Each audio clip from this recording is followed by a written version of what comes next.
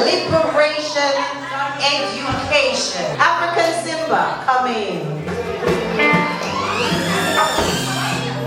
Greetings, Hibiscus. How are you feeling? Are you feeling iron? Give thanks for your presence. I and I there to celebrate the Earth Strong. I believe it's the 136th Earth Strong of Marcus Messiah Garvey. Marcus Messiah Garvey born 1887 in the parish of St. Anne's. See, and the first national hero of Jamaica.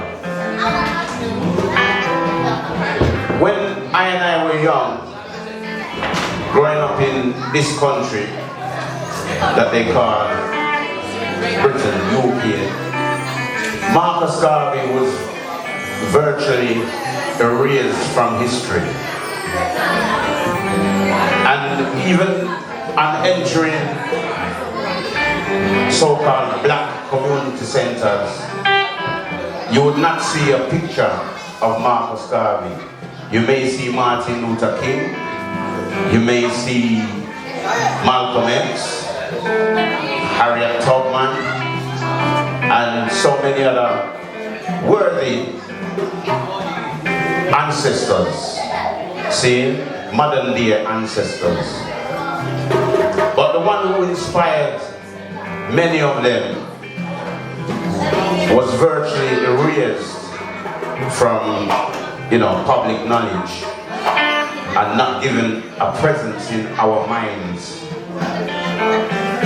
Marcus Garvey is known virtually throughout the world for being the godfather of Pan-Africanism.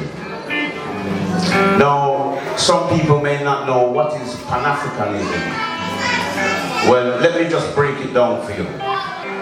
Yeah, so when we talk about being African, that's one aspect. You know who you are, you know what you stand for, you know your roots. But Pan-Africanism is seen right across the board, yeah, and seeing the global connection between Africans worldwide. And this is what Marcus Garvey highlighted. Because when you check many of our leaders, and when I say leaders, there is very little known about leaders on the continent. Their story is yet to be told. However, for I and I growing up in the diaspora, the leadership mainly came from the Americas, because the people in America had more grounding in Babylon. Yeah, they had been there for like 500 years. Yeah. And it may be the same for Africans in the Caribbean. But Africans in America had access to certain things that were kind of very scarce in the Caribbean and other parts of the world. One thing was called education, For many people, if you know, for Africans in the diaspora, those who were taken away, ripped away from our motherland, would know that if you check in the history, right, you will know that way forward, people were not allowed to read and write. Yeah, they were denied an education. Now, what is education? Is education what you learn from your oppressor?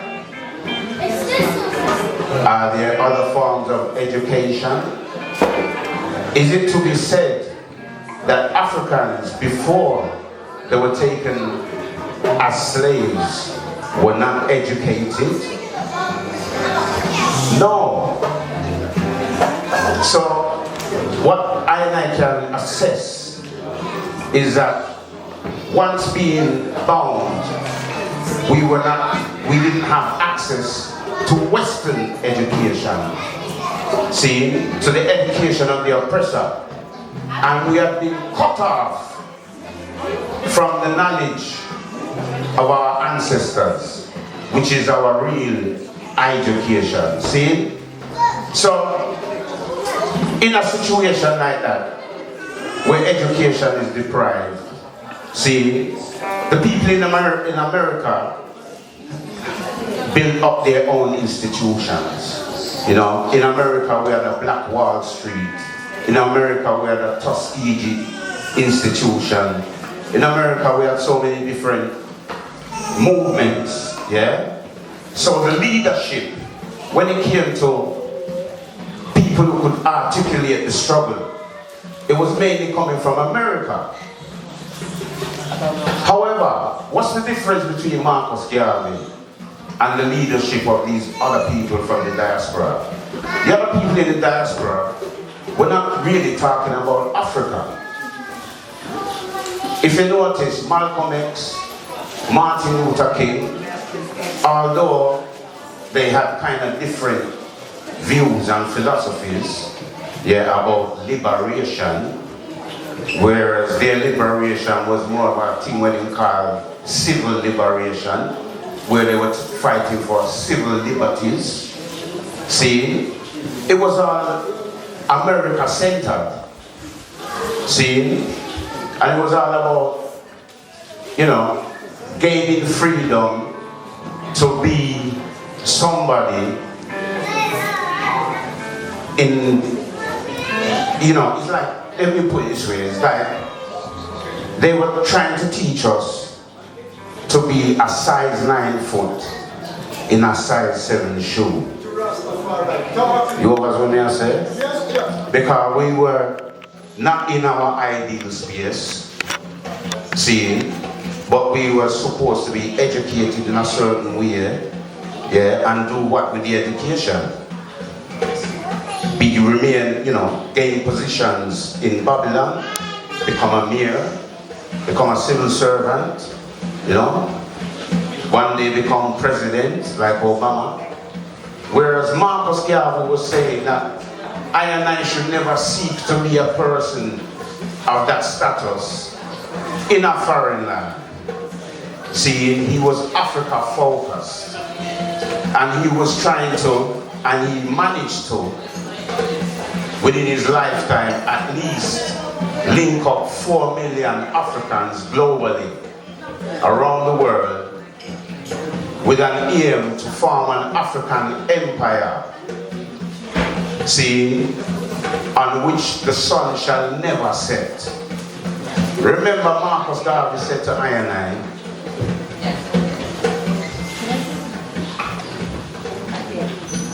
that I and I have a glorious history. This is, I'm just paraphrasing, I'm not quoting him word for word. He told us that I and I have a glorious history, but I and I shall create a much greater future. See? He reminded I and I that whilst we were in deprivation, it was I and I resources that were developing the world. Yeah? And he wasn't just talking about what we have in our soil, like gold and iron and uranium and those things. He was talking about what we have in our minds. Yeah? Yes, sir. I don't know if anybody here is familiar with a Hollywood movie called Get Out. Yeah? You can read between the lines. Then take out the man brain, put it on white man head. So the youth asked the white man, so why are you doing this to us? And he says, the white man said, to who? He said, to us, black people. You know what the white man said to him? Because you've got all the swagger. You've got all the ideas. We ain't got nothing. So they literally, but when you check it out metaphorically, They take ideas out of I head and put it in a for them company and develop the schema, the potential. See, make a whole heap of money. For instance, you know, say, is a black man, an African American invent mobile phone.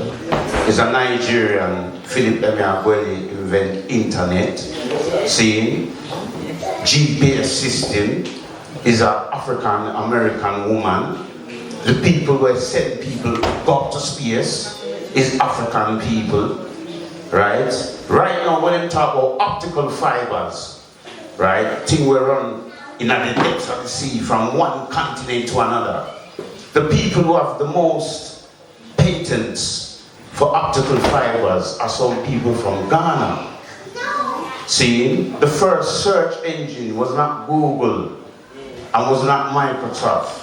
See, I can't remember the name of it, but it's a youth from Ghana create the first search engine, yeah, and he decided to make it what they call free, open market kind of thing, open source, right, so that other people could learn from it and develop it. And people said to him, why you make it open source? Why you not patent it and get the money? But he wants this thing to spread. Now certain people have taken it on and they've patented theirs, maybe Google patent film, Microsoft patent film, because all them do is take ideas and develop them and make money. So Marcus was trying to show I&I that I&I intellectual property is a resource. Our soil is a resource. Everything about I&I, even I&I melanin. You know how much melanin a cell? For 1 gram? Check it out on the internet and then ask yourself, why is it that so many African youths worldwide are going missing or dying? Yeah? Why are some of our youths being programmed to kill? Maybe there's a market out there. However, put that aside. It's about education. See? So Marcus Garvey was trying to show I&I that I&I must educate I&I selves, see, and put I&I selves in positions that I&I can maintain and utilize our own resources for our own benefit. Yeah?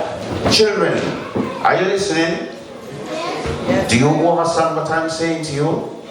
Alright, I want all to listen more, you know, because you are the future. Yeah? Yes, little one.